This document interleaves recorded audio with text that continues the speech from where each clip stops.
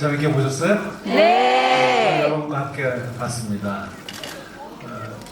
저는 이제 그 비디오 파일로 먼저 한번 봤고요. 네, 이 영화는 극장에서 봐야 해라는 생각이 들어서 다시 또 와서 방금 봤습니다. 역시 영화는 극장에서 봐야 된다는 그 철칙을 또 한번 실감을 했습니다. 이 영화를 만든 김성식 감독은 제가 헤어질 결심을 만들 때 조감독이었어요.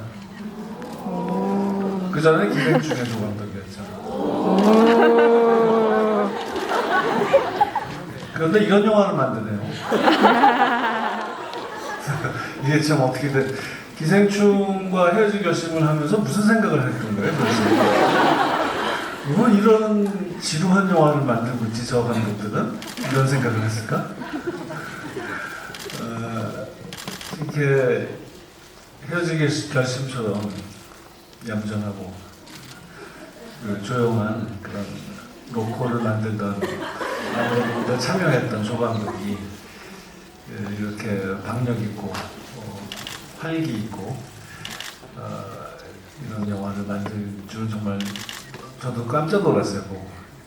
물론 이제 그 전에 각본을 저한테 보여줬을 때 그때는 이제 먼저 놀랐고 영화를 보니까 더 놀라게 됐습니다. 이렇게 솔직하고 이렇게 충실하게 오락에 집중하는 이런 영화를 참 오래간만에 보는 기분이고요. 아주 오랜만은 아니죠. 밀수란 영화가 있었어요. 그 이후에 다시 이런 기분을 맛보게 됐습니다. 같은 회사의 영화네요. 그러고 보니까. 그래서 제가 이제 두 분께 질문을 하나씩 할게요. 그리고 나중에 여러분께도 질문하실 기회를 드리겠습니다. 처음에 이 영화를 어떻게 시작하게 됐어요? 그 영화사에서 각본을 줬나요? 네, 그 헤어질 결심을 끝나고 어떻게 할까 하는 시절이 있었는데 그때 외운회관의 조성민 프로듀서님께서 그 빙이라는 시나리오를 먼저 추천해 주시더라고요. 근데 원래 예전 초창기 시나리오는 되게 단순한 오커트 무비였거든요. 근데 제가 좀 봉준호 감독님과 특히 박찬호 감독님 조금 생활하면서 약간 색다르게 만들겠다는 강박이 약간 있었던 것 같아요. 그러다 보니까 약간 특색이 있는 영화를 보셔야시겠지만 설경이라든가 빙의를 한 범천의 얼굴 이런 약간 블루를 활용하면서 그런 특색 있는 영화를 좀 만들려고 애를 썼던 것 같습니다. 네. 그러면 설경이라는 게 원래 없었다고요? 각본에? 원래는 있었는데 그거를 이제 약간 부적처럼 사용했었고 저처럼 이제 칼을 꼽아서 이제 구체화되는 판타지 세계에 열리는 건 없었거든요. 저만의 영화적 생각이었던 것 같습니다. 네. 그 판타지 영화 끝날 때 가니까 거의 이건 무슨 코즈믹 호러 무슨 애니메이션의 세계로 막 가버리는 영화 정말 우주 공간이잖아요. 우주에 그래서 그 상상력이 좀 한계가 없구나 그런 생각을 하면서 입을 더 벌리고 봤습니다. 그리고 이제 역시 저도 영화를 만드는 사람이다 보니까 제일 먼저 눈에 들어오는 것은 배우죠. 영화를 만든다는 소식을 들었을 때 항상 저희들은 이제 그것부터 물어요. 누가 나와? 이거부터. 아마 보통 관객분들도 마찬가지일 텐데 이 캐스팅 과정 어떤 배우들을 어떤 역할에 생각했는지 그런 거 좀 얘기 좀 해주세요. 시나리오를 처음 받고 각색을 시작할 때부터 강동원 선배님 생각을 많이 했었습니다. 근데 두려움은 있었죠. 만약 줬는데 싫어하시면 어떡하지? 이러면 다시 조감독 해야 되나? 그 생각했던 것 같습니다. 어느 영화 조감독을 해야 되지? 그 걱정 많았는데 다행히 선배님께서 바로 읽고 해주셔서 정말 죽다 살았죠. 네. 맞아요. 그 얘기 들었어요. 그 축하한다고 막 다들 옆에서 주변에서 인사를 전했었는데 어땠어요? 처음 각본 읽었을 때? 우선 약간 비하인드 스토리가 있었는데요. 제가 미국에 있을 때 임필성 감독님과 함께 약간 합숙을 한 1, 2주 정도 하면서 거의 브레인스토밍을 하며 여러 가지 작품들에 대해서 막 얘기를 하던 시간을 보내고 임필성 감독님께서 제가 호러 영화를 되게 좋아한다는 걸 아시게 되고 그리고 제가 어떤 사람인지 전혀 모르셨었다고 하시면서 유승환을 소개시켜주겠다. 그래서 유승환 감독님을 만나러 가자. 이래서 외유내강 사무실에 갔었는데 그러면서 이제 그냥 거기서 그냥 대화를 나누며 뭐 이랬는데 갑자기 바로 시나리오를 주셨던 게 전 박사였고 그때가 임필성 감독, 유승환 감독 두 사람이 친하고 근데 동훈 씨는 두 사람을 몰랐어요? 그전에는? 네, 잘 몰랐었어요. 임필성 감독님과 오메가메 마주치고 유승환 감독님도 뵌 적은 있지만 친한 관계는 전혀 아니었는데 그렇게 다리를 놔주셔서 이렇게 더 빨리 진행이 됐던 것 같아요. 임필성 감독이 자기는 영화를 못 만들면서 다리만 놔주고 그래서 읽었더니 어땠어요? 근데 동훈 씨는 그런 얘기 좋아하지 않아요? 이렇게 오컬트 네, 귀신. 저는 오컬트물을 좀 꽤 좋아하고요. 그리고 판타지 장르를 제가 막 보는 거를 그렇게 좋아하나 그거는 잘 모르겠는데요. 만드는 건 굉장히 좋아하는 것 같아요. 네, 제가 요즘에는 신업도 가끔씩 쓰고 하는데 저는 다 판타지만 쓰더라고요. 네. 시나리오 쓰는 거는 감독하려고? 아니요. 그냥 일단 해보고 싶은 얘기가 있으면 어떻게든 이런 걸 한번 해보고 싶다 이러면은 작가님 제가 신업도 쓰고 작가님한테 보여드리고 제작자로서 개발하고 뭐 그러고 있습니다. 그래서 시나리오 봤을 때 되게 신선했었어요. 네, 너무 신선했고 잘 만들면 관객분들이 되게 좋아하실 만한 그런 되게 상업 영화가 되겠다라고 생각을 했었어서 제가 그 전작에 브로커를 했었고 브로커는 뭐 되게 상업적인 영화는 아니었잖아요. 그래서 지금 타이밍에 이런 영화 하면은 관객분들이 되게 좋아하시겠다라고 생각을 많이 했었어요. 시나리오도 너무 재밌었고. 무속이나 이런 문제에 좀 관심이 있어요? 검은 사제들 할 때 제가 거기에 무속 신앙이 조금 녹아 있는 지점이 있었어 가지고 그때 무속인 두 분을 만나 뵀었는데 되게 좀 뭐랄까 신선한 느낌? 네, 그랬었는데 이 극 중에 박정민 씨 같은 그런 사람들만 그렇죠. 네, 그래서 관심이 있었어요. 그리고 무속 신앙 한국 무속이 어쨌든 되게 한국적인 거잖아요. 다른 나라에는 없는. 그래서 되게 관심이 많았었습니다. 네. 예, 저도 경험은 많지 않은데 우리나라 전통의 그런 인간의 무속 신앙이 묘사된 작품들은 언제나 흥미롭고 나도 언제가 저런 거 한번 해보고 싶다 생각할 때 많아요. 그 굿이라든가 특히 굿의 과정이 너무 드라마틱하고 여러 가지 상징으로 가득 차 있고 그래서 그 연구할 거리가 많은 그런 일종의 공연이라고도 볼 수 있고 또 원혼을 달래준다거나 또 살아있는 사람의 마음을 위로해주는 그런 제의 같은 것이 참 우리가 생각할 거리를 많이 제공해주는 그런 거라고 생각하는데 이런 것을 본격적으로 다루는 영화들이 많이 나와서 언제나 반갑습니다. 근데 다른 배우들도 얘기를 해보죠. 또 어떤 캐스팅? 캐스팅은 의외로 다 순조롭게 했었는데 이순 배우님은 원래 생각했던 대로 했고 다 캐스팅은 다 순조로웠는데 이순 배우님은 뭐 시나리오 보고 뭐라 그랬어요? 눈 연기하는 게 흥미롭다고 하셨어요. 눈 흥미롭다. 동공 연기를 내가 해야 된다. 박장현 얘기하다가 봤다 안 봤다를 눈알로 표현을 해야 되겠다. 잘 표현이 되는지 모르겠네. 그걸 어떻게 그런 생각을 하지? 그걸 어떻게 표현해요? 그러니까 흑자를 조였다가 풀고. 그걸 연기로 한다고? 제가 CG도 했습니다. 와, 기분만 그렇게 하라는 얘기.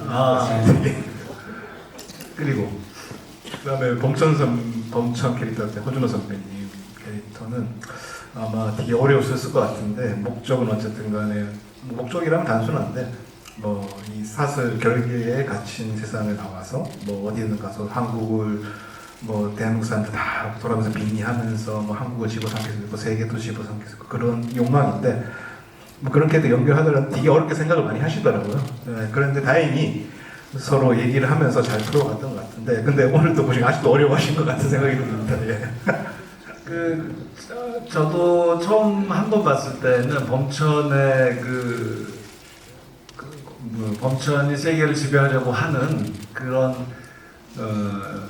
방법 그리고 동원 씨 할아버지가 펼친 그 결계 그런 것의 논리랄까요? 세계관이 좀 더 자세히 설명이 있으면 어떨까 하는 생각이 들긴 했는데 두 번 보니까 이제 확실히 알겠고 근데 조금만 좀 설명을 좀 해주시겠어요? 네. 일단 범천은 어쨌든 원래 비하인드를 좀 얘기를 하자면 제가 좀 예전부터 비하인드 쭉 적었었는데 범천은 어렸을 때 신병을 앓다가 이제 어디 공주 충청도 어디에 그 산골에 있는 범천 다른 이름이죠 스승 자신의 스승이 범천인데 그 스승을 탐해서 그래서 그 이름을 다시 빌려 써서 그래서 그 빙이라는 기술을 습득해서 이렇게 무당들 사냥하고 다니면서 자신의 욕망을 이렇게 분출하는 캐릭터 설정을 체험을 잡았고 거기서부터 출발을 했던 것 같습니다. 그러다가 때마침 이제 그 태안 당주무당의 천조부를 이제 해하려고 했는데 그 당주무당에 의해서 결계에 갇히게 되면서 그 결계를 풀기 위해서 그 유병의 일을 계속 찾아다녔던 것이죠. 예. 그 손가락을 자르는 건 뭐예요? 손가락 자르는 거는 예전 조선시대 성모사설의 그런 영역을 이용해서 하는 그 이야기를 있었는데 거기서 발췌를 좀 했거든요 제가. 그러니까 손가락의 원혼이 가진 손가락의 그 영역 자체 손가락 끝에 모아서 그걸 잘라서 죽통에 놓으면 그것으로 인해서 영역을 이용해서 빙의를 할 수 있다. 그런 것들을 저만이 만들었고 그 손가락을 잘라서 넣었다는 건 어느 이 성호사설이나 그런 데서 참고를 많이 했던 것 같습니다. 예. 예, 그리고 또 김종수 씨, 또 이동희 씨 그런 배우들에 대해서 나눠주시겠어요? 김종수 선배님 같은 경우는 제가 밀양의 워낙 팬이고 특히 저는 보안관을 좀 되게 좋아했습니다. 그 보안관에서 그런 역할들을 보면서 뭔가 간열인 것 같은데 강인한 이미지가 있으면서 북을 치면 왠지 잘 오실 것 같은 그래서 그렇게 캐스팅한 것 같고 동시 같은 경우에는 뭐 아가씨에서도 뭐 별 그건 없지만 거기서 참고를 많이 했었고 뭐 극한 직업 특히 거기서 좋았었고 동원 선배님이랑 브로커에서 좋았었고 그 되게 저는 동갑이라서 또 친구에서도 캐스팅한 것 같습니다. 아무래도 아마 동희 씨 같은 경우 비하인드는 좀 약간 부사장이잖아요. 그 사무실에서 조합국이라고 생각을 좀 많이 했던 것 같아요. 약간 감독과 조합국의 관계. 약간 그걸 많이 좀 대입했던 것 같습니다. 예. 예, 그렇군요. 그 동희 씨가 아주 제대로 중간중간에 지루하진 그런 순간은 없지만 조금이라도 템포가 느려질만 하면 그렇게 재밌는 이야기, 재밌는 대사들을 많이 해서 영화를 굉장히 살려줬던 것 같아요. 그 ADR, 그러니까 나중에 후시 녹음으로 추가한 대사들도 많은가요? 네, 뭐 주변 오프 사운드로 들리는 대사들은 좀 녹음을 좀 했었고 동시를 많이 살렸던 것 같아요. 동시 기본적으로 많이 살리면서 근데 퀄리티가 안 좋은 게 좀 있어서 녹음 상태가 좀 안 좋은 것들은 조금씩 했던 것 같습니다. 근데 그 막 애들이 그런 것들은 시나리오 없던 게 많았었는데 동희 씨랑 이제 사무실에서 만나서 그 암사동을 계속 걸으면서 서로 아이디어 얘기를 많이 했던 것 같아요. 근데 한 오후 3시인가 그때부터 걸었는데 밤 8시까지 걸으면서 얘기를 했던 것 같아요. 기억이 납니다. 네. 네. 뭐 서로 저에게 좋은 시간이었던 것 같아요. 네. 그리고 서로 아이디어에 대해 작전을 많이 짰죠. 자, 10번 웃기면 5번 터뜨리자라는 작전을 했던 것 같습니다. 동원 씨는 즉흥 대사가 좀 있었어요. 다 각본대로였어요. 저는 뭐 거의 각본대로 했던 것 같고요. 저는 원래 드립을 많이 하지 않고 하는 걸 별로 안 좋아하고 뭔가 아이디어가 있으면 미리 얘기해서 대본을 고치고 들어가도 현장에서 드립은 거의 안 하는 스타일인 것 같아요. 선배님은 정해진 그건데 시나리오 단계에서 얘기를 좀 해서 확실히 정하고 가는 그런 분이셔서 저는 오히려 더 편했고 뭐 각자 매력이 있던 것 같습니다. 네. 근데 각본 단계에서는 의견을 적극적으로 내는 편이죠?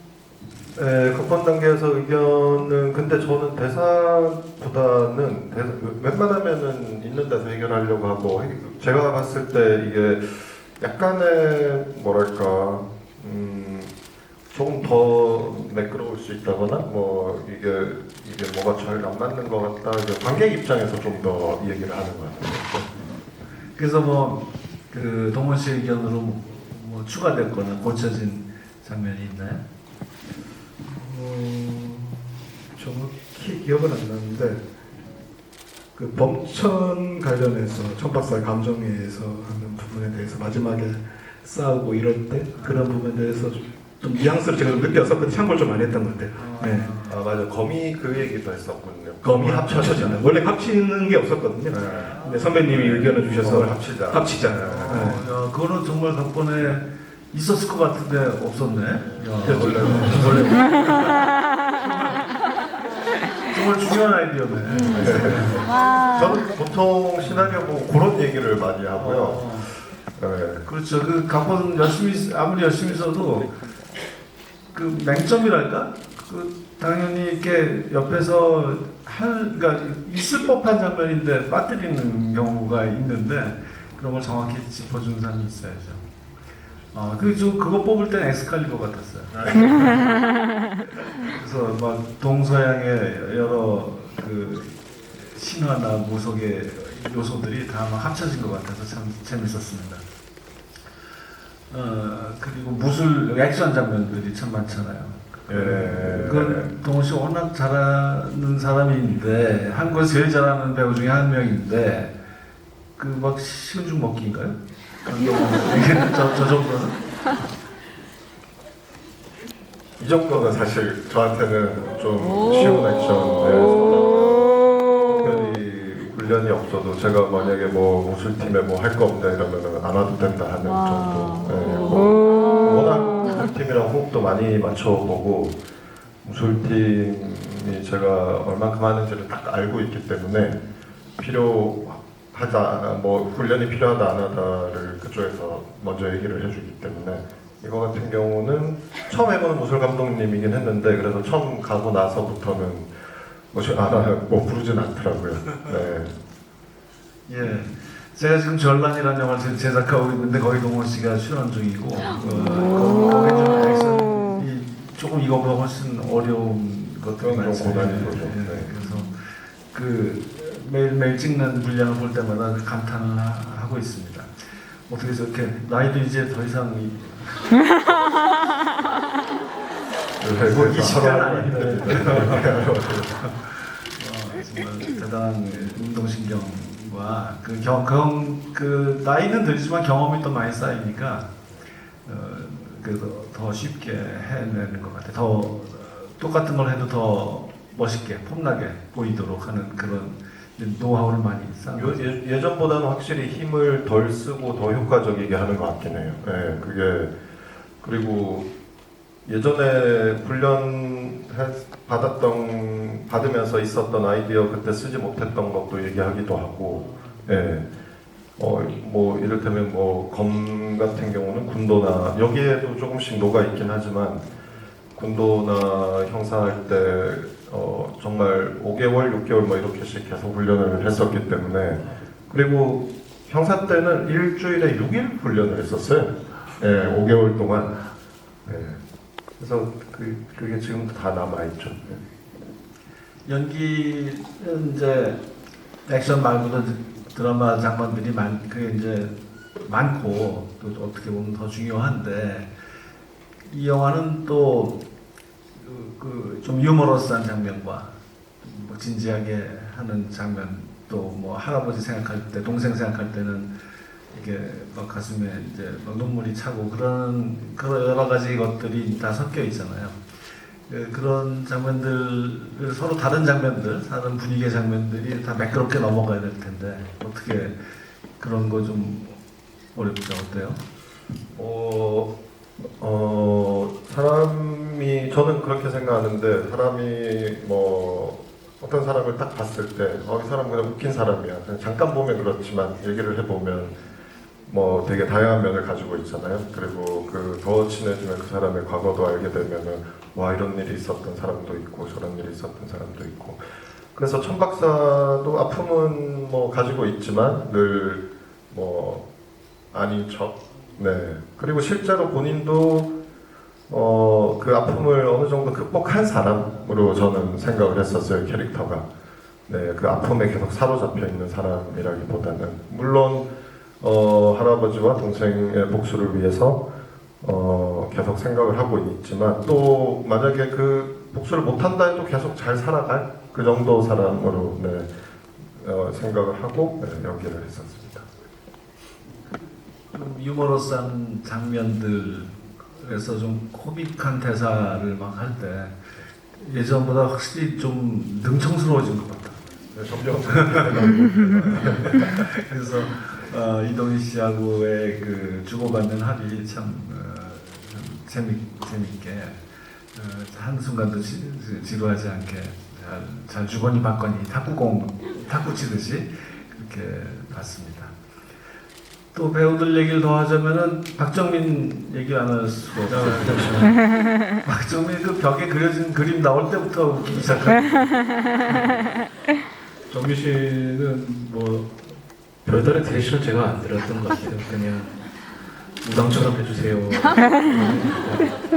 본인이 알았어 믿어주세요라고 혼자서 이제 막 하시더라고요. 그래가지고 잘하신다 해가지고 그대로 이제 썼던 것 같습니다. 후시에 썼는데 약간 목소리 좀 약간 더 맛깔나게 좀 더 바꿨던 것 같습니다. 네. 아니 그렇게 자신감이 넘치는 네, 배우예요? 자신감이 되게 넘치는데 형님 뭐 믿어주십시오 약간 이렇게 하거든요. 네. 마음할 때는 안 그러고. 헤어지 계실 때는 그리고 저 일장춘몽이라고 단독 했고 그건데 그렇게 자신 있는 그런가? 전란에서는 굉장히 자신 있게 하고 있는 것 같아요. 네. 정말 그 영화 몇 %쯤 진행됐을 때 그 장면이 나오나요? 정확히 절반 그죠? 정도입니다. 네, 그런 저희 것 분기점 같아요. 정도. 네. 아주 절묘하게 배치된 장면이에요. 저 그 영화의 한복판에 딱 들어가서 굉장히 분위기도 확 바꿔주는 데다가 여러 가지를 설명해주고 있고, 근데 그 여러 가지 정보 전달을 하는 것, 그 역사를 이렇게 설명하는 것이 참 각본 쓸 때 어렵잖아요. 그 관객한테 정말 떠먹여주듯이 너무 설명적인 이건 지금부터는 설명입니다라고 하는 식으로 해서는 재미없으니까 얼마나 그것을 흥미를 유지하면서도 또 필요한 정보들을 전달하느냐, 이것이 각본 쓰는 데 있어서 중요한 기술이라고 할 수 있는데 그게 아주 잘 구사된 장면이라고 봤어요. 뭐 정민 씨가 하는 대사 부분 시나리오에는 뭐 글로 적기는 참 쉬운데 이렇게 연출을 하면서 편집을 하려고 보니까 이게 어렵더라고요. 그때 유성환 감독님이 되게 도움을 많이 주셨던 것 같습니다. 이렇게 알맞은 ADR을 선택을 해주시고 그다음에 어떤 편집을 해주실지 확실히 저도 노하우가 너무 좋으셔서 훌륭하셔서 그 부분 도움을 참 많이 받은 것 같습니다. 제가. 예. 그렇죠. 밀수에서도 박정민 네. 재밌었잖아요. 그 장면에서 혹시 뭐 메이크업도 변화가 있나요? 선녀 빙의했을 때와 아닐 때나? 변화는 없는데 연기를 그렇게 해서 그렇게 보이나? 진짜 나도 그게 궁금했어요. 변화는 없습니다. 예. 이거 두 번 봤는데도 그렇게 유심히 봤는데도 빙의했을 때는 더 피부도 매끈하고 막 더 이뻐 보이더라고요. 저는 그거 정민 씨 연기할 때 제가 봤었으니까요. 바로 앞에서 정민 씨 고개 각도가 좀 다르요. 그래서 조명 자체가 조금 달라 보이고, 그러니까 빙의 됐을 때는 제 턱을 당겨서 이제 그 정말 너무나 재밌게 봤어요. 그리고 거기 특별 출연 한 분도 깜짝 놀라게 만들던데. 그렇죠. 영화 다 보셨겠지만 예, 이미 보셨으니까 뭐 네네. 비밀은 아니죠. 비밀은 아니고 뭐 처음에 선녀에 어울리는 배우가 누가 있을까? 근데 잠깐 나와야 되는데 잠깐 하고 가시는데 이미지를 제일 먼저 찾았죠. 그러니까 여러 배우 생각하다가 이왕 하는 거 내가 좀 팬으로서 다행히 했는데 운이 너무 좋아서 딱 그때 스케줄 딱 비시더라고요. 잽싸게 오셨어요. 예. 그 저는 처음에는 잘 몰라봤어요. 상상도 못했고 저는 정보가 없이 봐가지고. 근데 저런 역할은 한씬 나오고 끝일 텐데 이렇게 단역 배우가 할 것 같은 역할인데 저렇게 아름다운 단역 배우가 어디 있었지 하고 잠깐 깜짝 놀랐다가 나중에는 빙의 같은 거 하지 말고 그냥 본인이 계속 하지